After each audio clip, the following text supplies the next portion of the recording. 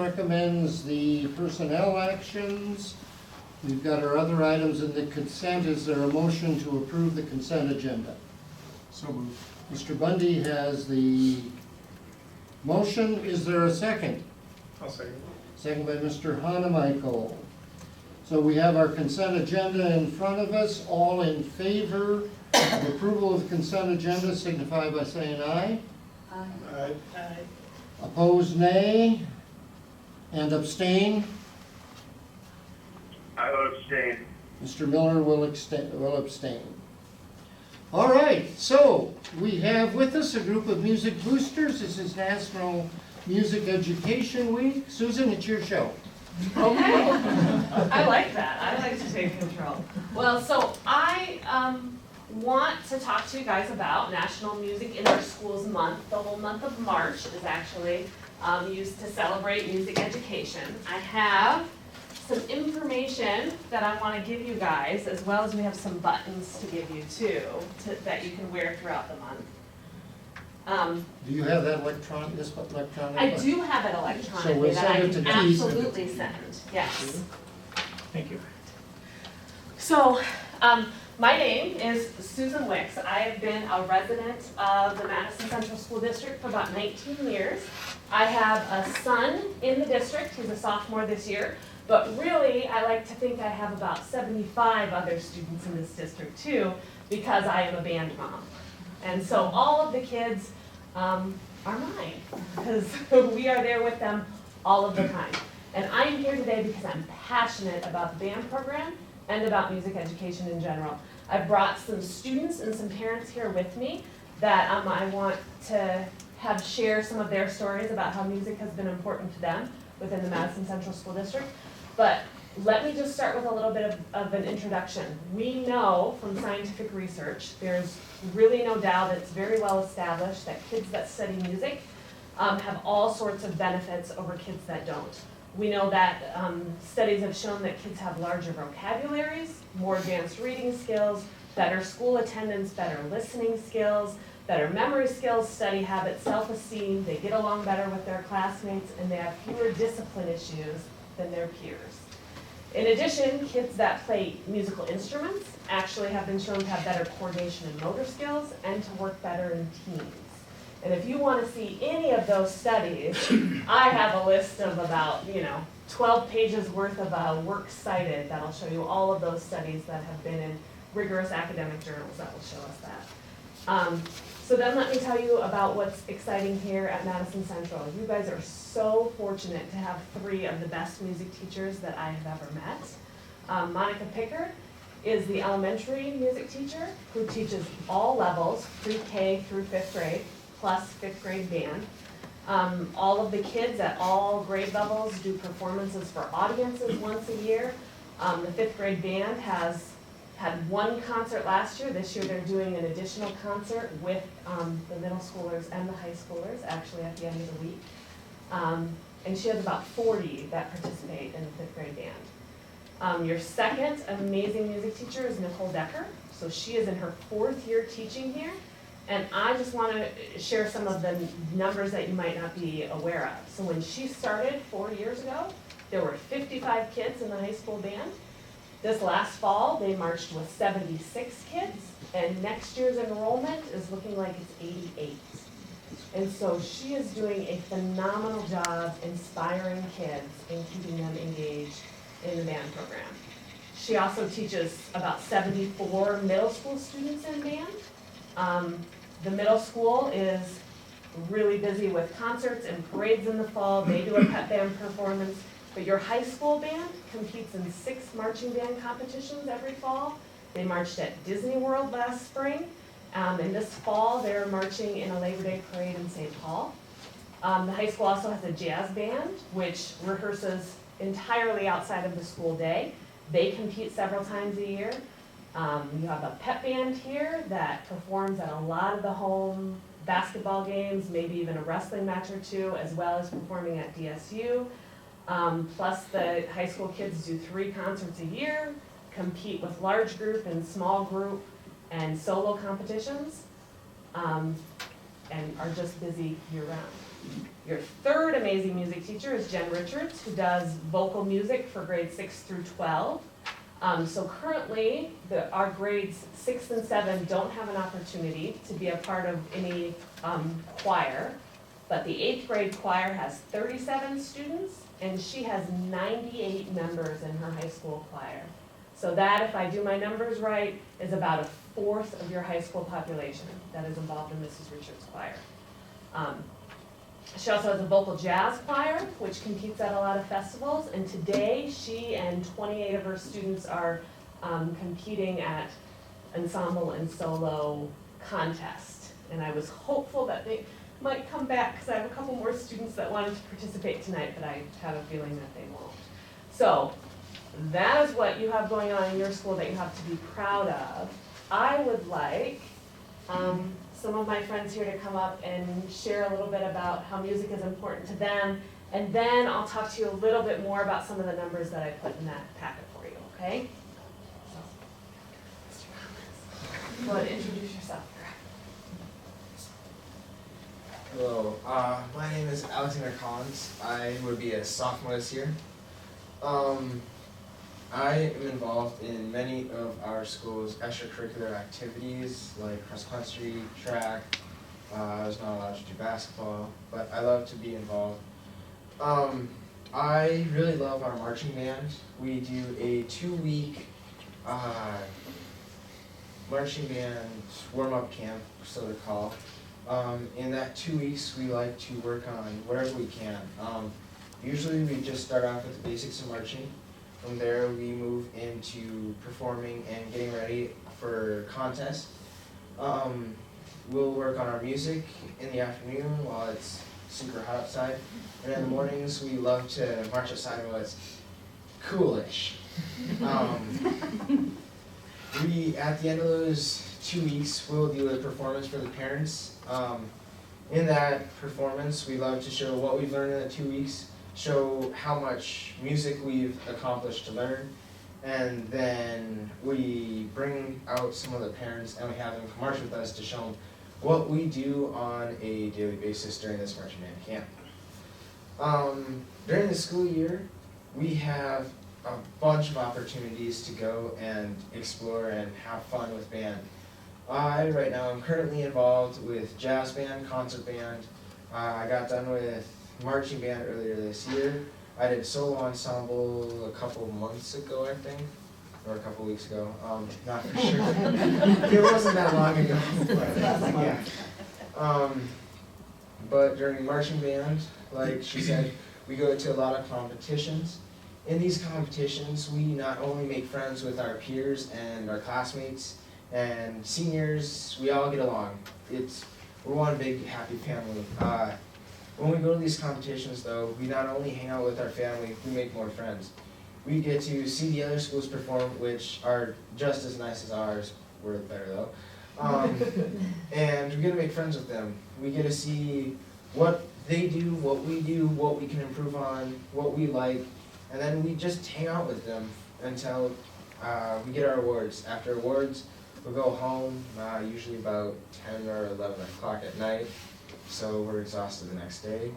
And then that's it. Then we'll get back up, and on Monday at 7:30 we'll go back and we'll work on our drills again. We'll start from the beginning, we'll get working on it, and then we'll play our music and we'll play it at the same time.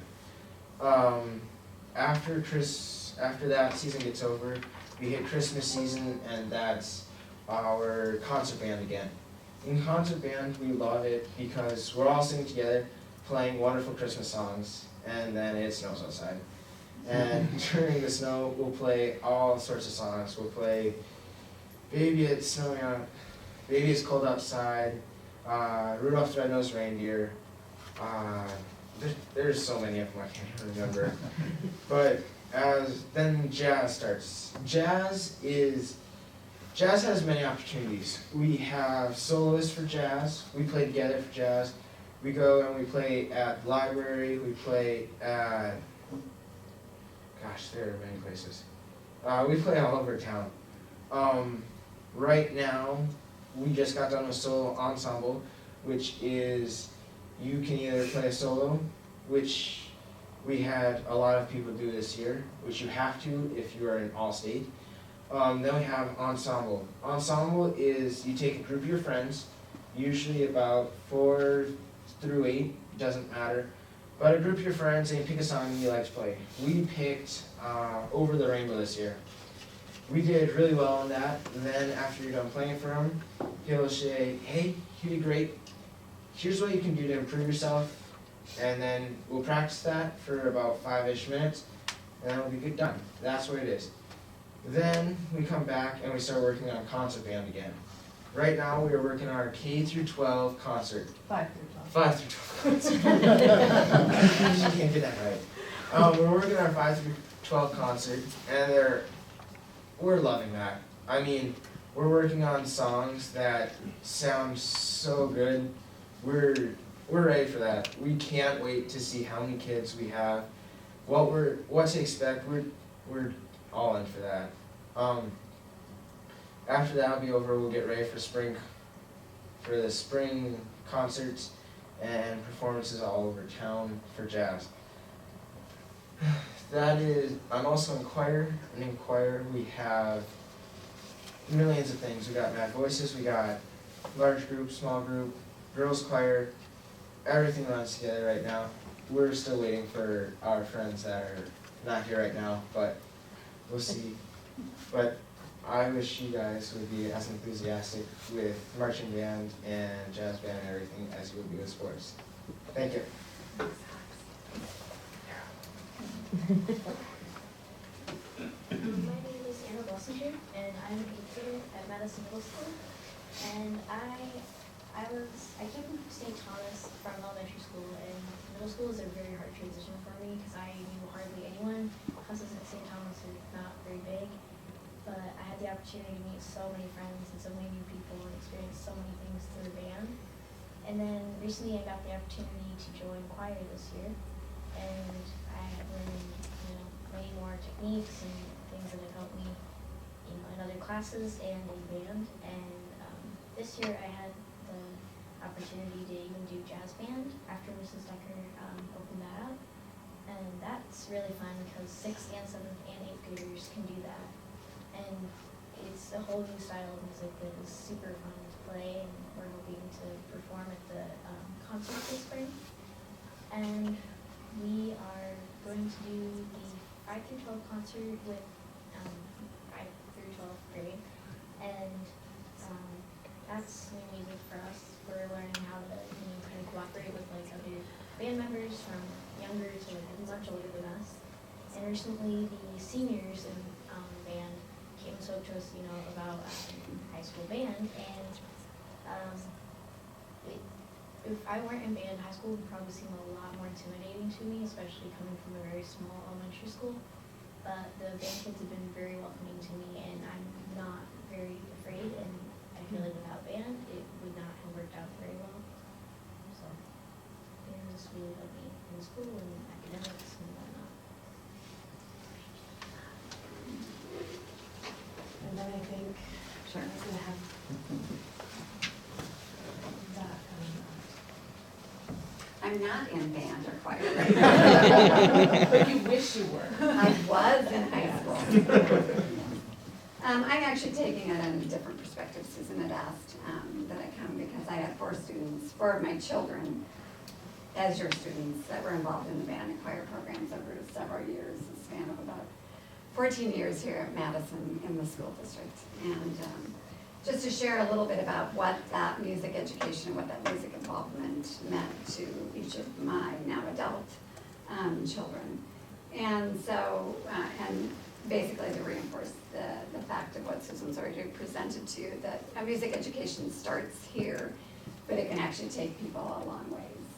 And it's very integral, and it was very integral in all 4 of my children's education post-high school. So our oldest daughter graduated from Madison in '98, went on to Gustavus Adolphus College in St. Peter, Minnesota, and graduated from there in 2002. She was a vocal music major. She participated in several of their choirs there, and they toured, etc., throughout that course. She also then took her music after that as one of the summers. She was the YMCA vocal coordinator in St. Paul, Minnesota for K through 8th graders for their YMCA program there and developed music programs for them during that summer program. And then after that, she took a year of working with inner city Chicago school, both with vocal music, but also with just general education and volunteering with a group called Lutheran Volunteer Corps. And during that time then, trying to advance her career, she interviewed and got an internship at the Kennedy Center in Washington, D.C., and then was later, after her 6-month internship, hired on in the development department at the Kennedy Center there. And so obviously that's a really clear line of sight of how the music, and she was involved in both band and choir. It was a little bit different and so I always go back to things change and evolve over years.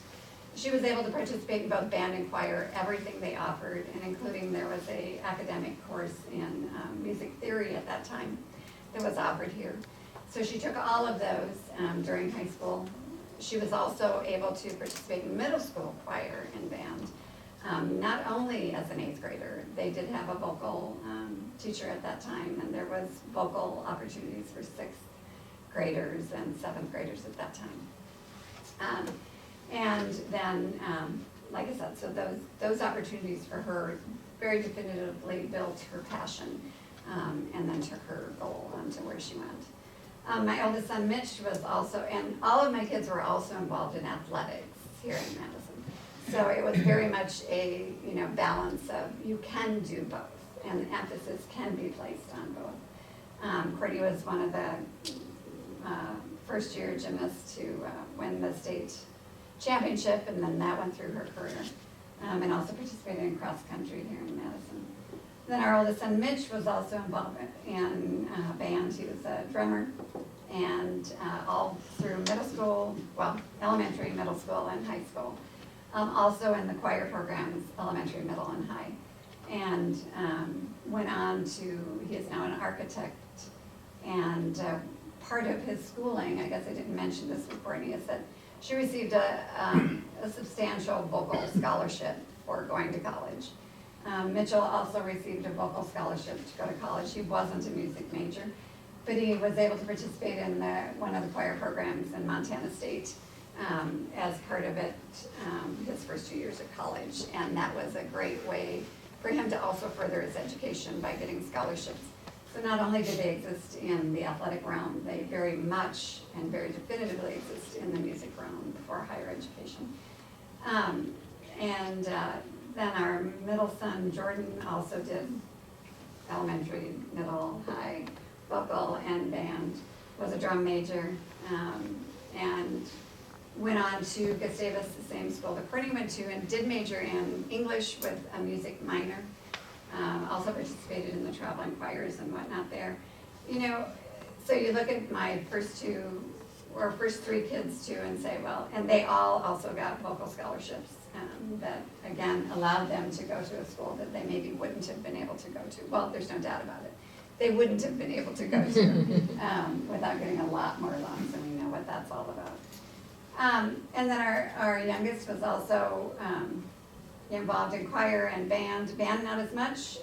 That became that kind of time in Madison Central's where the band director was changing every year, and it became a little bit less desirable, and she just didn't feel like she wanted to do that, but she stayed in the choir program all 4 years in high school, and then was also offered a scholarship down at Lincoln for vocal, but chose to stay in state and participated in a choir at USD for her first year in college also.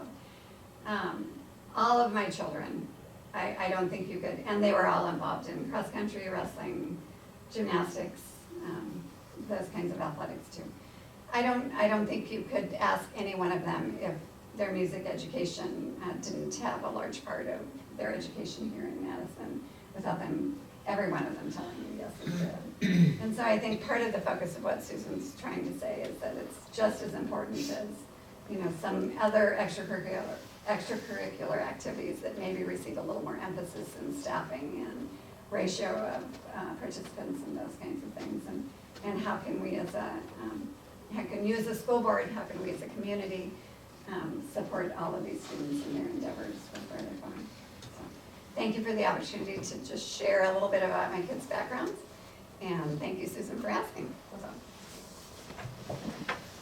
So then I don't want to take up too much more of your time, but let me talk to you guys a little bit about the information that I handed out. So the first page in that packet is just some suggestions as to what I think you all as school board members can do to keep supporting the great music programs we have here at Madison.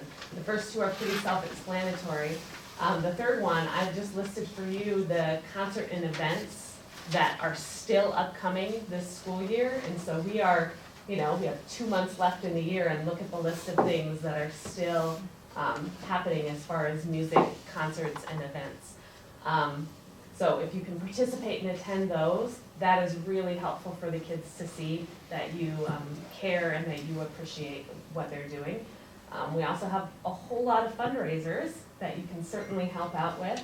Right now there's fundraiser on Facebook, so if you want to come check out the Spirit of Madison band page and even just share that around, that'd be helpful. I think what a lot of people don't understand about why the band kids always do fundraisers is that although the school district pays for a lot of what happens, pays Mrs.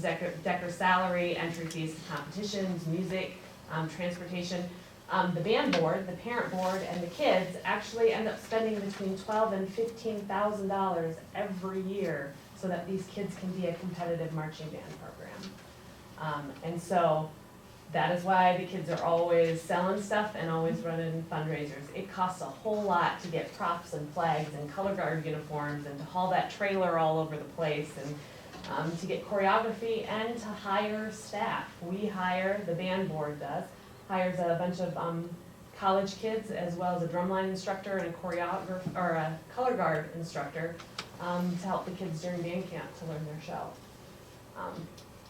So number 4 on your list, I just think it's really important for school board members to know how the district is funding and staffing the music programs at Madison Central. The second and third pages of your packet is just some numbers that I dug up with the help of Mike Rickey to show some of the staffing levels of the different activities here at Madison Central. And you can see that whether it's a sports activity or oral interp, debate, yearbook, most of those activities have staffing levels of about 1 staff coach to about 10, 15 kids. Marching band is obviously the outlier there, where we have 1 staff member. For this year, it was 73 high school students and 3 8th graders. And next year it will be Mrs. Decker, the 1 staff person for 88 in the marching band. Now, I have shared these numbers with Mr. Rickey and Mr. Shaw, and they are both assuring me that they're enthusiastically working on getting another sort of coaching position, an assistant marching band position. But I think it's important for you guys to take a look at that and to ask them how that's going and to ask them if that's possible to staff that in a way so that the kids in marching band have some of the same opportunities as kids involved in other activities. The last page in the handout, which I think is also important, but probably not something that even I, with all my enthusiasm, can make happen for next year. I have a listing of how other schools in our area fund their music teachers. And so I very simply just started with the schools that were in our athletic conference and started sending out emails to the music teachers to find out how many music teachers they had in their schools. And as you can see, based on enrollment, we are the most understaffed of any schools that I could find. So West Central, Vermilion, Lenox, Millbank, Tri-Valley, Custer, Del Rapids, they all have more music students or music teachers per student than Madison Central does. And so I think that is a good thing for you guys to know as school board members, to kind of think about how we can offer an experience to our music students here that is at least as good as what the kids are getting in Canton and Chamberlain and Beersford. Because there are, while I listed all of those things that I think Mrs. Decker and Mrs. Richards and Mrs. Pickard are doing so well, there are things that they just can't offer because there's only 3 of them, right? So I already mentioned that the 6th and 7th graders in our district don't have an opportunity to be a part of a choir program. They participate in cruise classes, so every 6 weeks they learn something new, and some of those 6 weeks they're with Mrs. Richards and Mrs. Decker learning some music skills, but they don't have an opportunity to be a part of choir until they're in 8th grade. In 5th and 6th grade, the band kids don't have an opportunity for very many individual or group lessons, and that's when they're first learning their instruments. And I can tell you some of these other schools that I spoke to absolutely does have individual lessons and group lessons built into their school days. Yeah, and so let me go back to what I know best. I know marching band best. And I can tell you, I love marching band, and all of my friends will tell you how much I love marching band. When these kids go to these competitions, when your kids from Madison go to competitions, they are either grouped in classes by the size of their schools or by the size of their bands. And when our kids are grouped by the size of the bands, they compete against Sioux Falls Public Schools, they compete against Mitchell, they compete against Huron, O'Gorman, all of those big schools that have way more staffing and resources, and they kind of kick butt.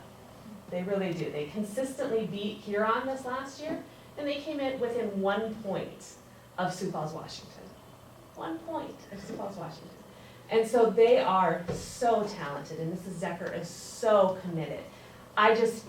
If we could give them just a little bit more staff, if we could give them more time for individual lessons, if they could have more of those opportunities in the school, just think of what they could do out there.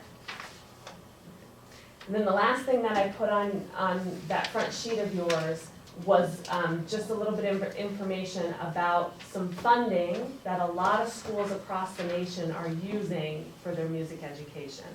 So when No Child Left Behind, when that law was done away with, the new law that went into to replace it is called the Every Student Succeeds Act. And a part of this law provides some funding that is supposed to support 3 different broad categories in their schools. And so the first one is it's supposed to support activities to support well-rounded educational opportunities, activities to support safe and healthy students, and activities to support effective use of technology. And so as you can see, there's a lot of schools across the nation that look at that first one, well-rounded educational opportunities, and they're using this money to supplement their music programs.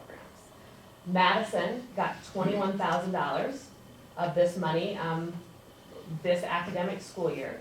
And I listed for you how that money was spent. Now, seems real clear to me that that money that was spent on equipment for the aviation classroom, that fits those categories real well.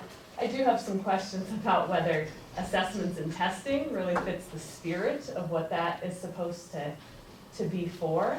But I think it's a good idea for you guys as school board members to pay attention to where those funds are going every year and to see if some of that can be used to help prop up some of the music programs here. So that is what I had to bring to you tonight. I appreciate the time. Thank you so much for listening. And if you can't tell, I'm very, very passionate about this. So if there's anything else you want to know about the music programs at Madison Central, I'm your girl. And I will dig into whatever numbers you want me to dig into and help in any way I can. Very good. We thank you for coming. We thank the group for coming and providing the information. Thank you. Thank you. Thank you. You're more than welcome to stay for the rest of the meeting.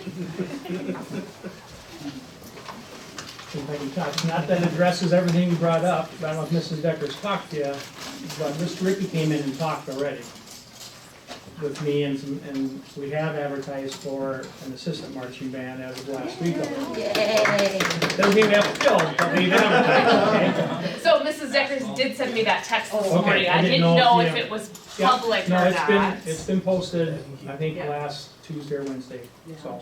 Right, and so Yep. just Mr. wanted to Shaw share and that with Mr. you. Ricky did well by me and advocated well, is what Just you're wanted to saying. share that part with you, so you're aware.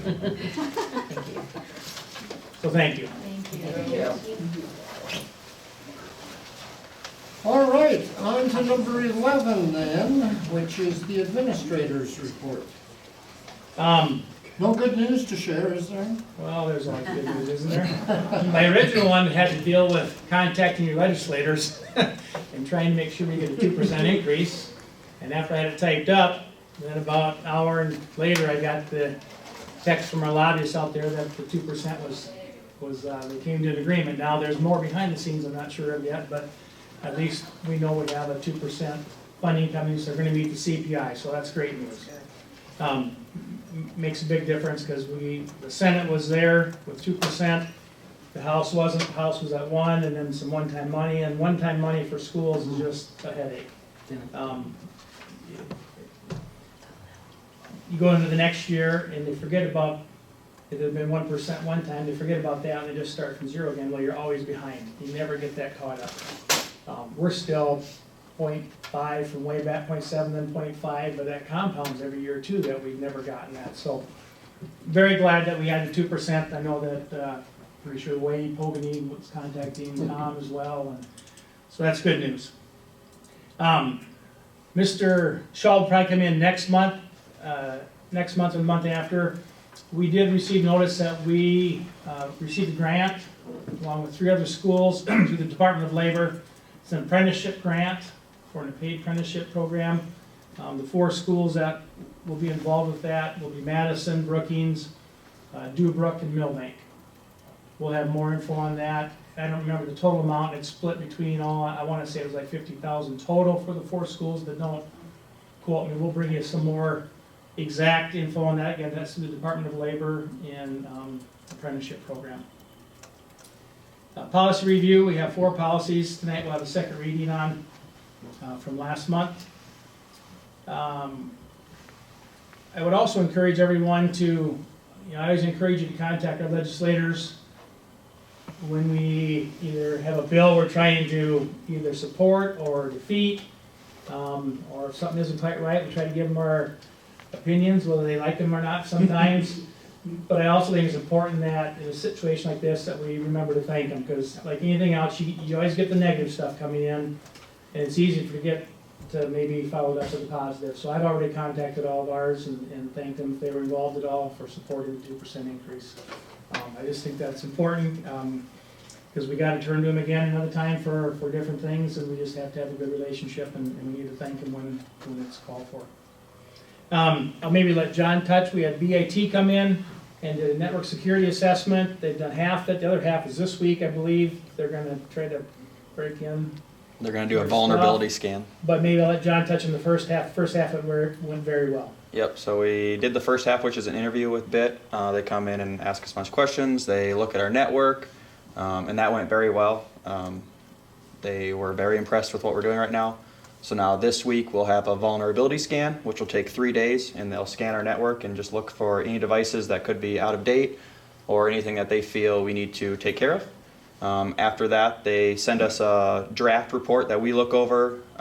We can fight it if we want to, but they said no one has so far, so we just kind of take that information. We send them the okay, and then they give us a final report that will be sent to Mr. Jorgensen and myself.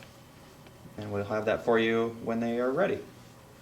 So in talking with a number of other schools that have gone through this, at least with the first half right now, the news we got was way better than most of the ones that I talked to who took a step back and are doing a lot of different things, looking at their network and where they're at right now, because it didn't come back real positive in a lot of places. Upcoming events, March 19th and 20th, we have spring break coming up. April 1st, we have an early release for teacher in-service. Last thing I'll touch on is, we're hosting games here tonight, but good luck tomorrow to our boys basketball in the SWADEC 16. That game's at 6 in Chamberlain versus Red Cloud. So right now, that's all I have to touch on. Okay.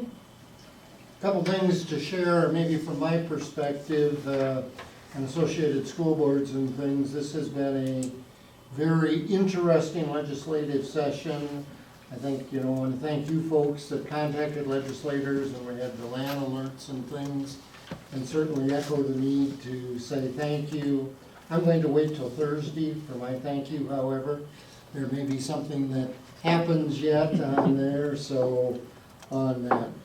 I don't know, one other thing I'm not sure the board was aware of, Mr. Gant's father passed away, and we were fortunate that Mr. Shaw went and represented the district at the service for him down in Council Bluffs, so.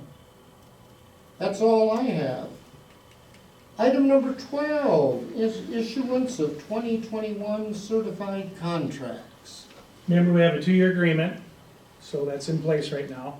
And so the second year was a $1,000 increase of 0.25% to returning teachers. And those contracts would issue, I believe, Wednesday to return at the end of this month, if they wish to continue their employment.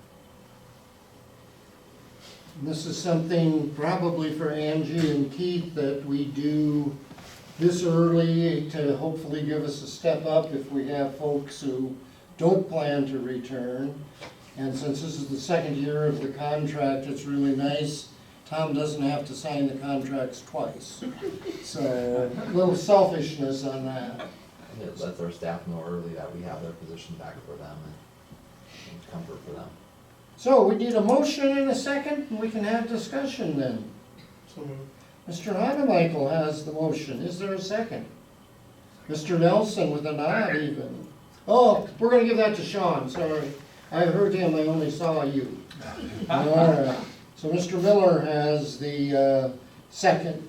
Further discussion or questions on that? Hearing none, then all in favor of issuing the 2021 contracts for certified people signify by saying aye. Aye. Opposed, nay. Declare that is, Do an abstention. and we have one abstention from Mr. Bundy. For Mr. Bundy. All right. On to item number 13 then. Couple of policies. If you remember right from last month, staff health and safety, basically what we're proposing, we had our school nurse look at this as well, is we're deleting our current policy and replacing it with the Associated School Board's updated policy for the communicable disease policy for certified staff. I have no changes on there from last month. I heard of no changes from anyone. And again, after reviewing it, just the updated version falls in line with the present practice for those situations. Okay. GBE, staff health and safety. The only difference in this was that we added workers' compensation language to it. It didn't exist in there before. I'm trying to get it pulled up here. So the bottom part, the workers' comp, wasn't listed in ours, so we added it to it just to make it clear. We also had the legal reference of South Dakota Codified Law 134360 as a reference. And again, I've received no information for any changes on that since last month.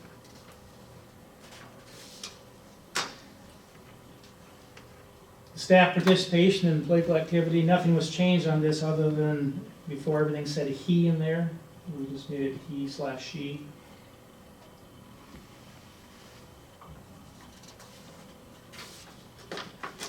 And then the fourth one, policy GCPD, suspension, dismissal of professional staff members.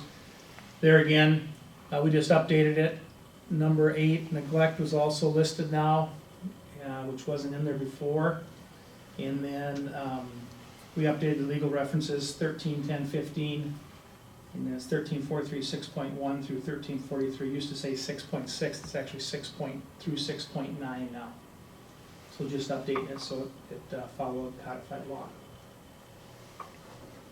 So unless anyone would like to pull a policy for further discussion, I would suggest that we link all of those policies together and we could have discussion. Is there a motion on the policies? So moved. Mr. Hanemichael, second. Second. All right, Mrs. Schultz. Questions or discussion? Hearing none, then all in favor of approval of the recently discussed policies, I'm not gonna go through the alphabet soup there, signify by saying aye. Aye. Opposed, nay. Declare that those policies have been passed. Next item is to go into executive session, so we'll do that. And I don't think we're gonna take any actions as a part of these.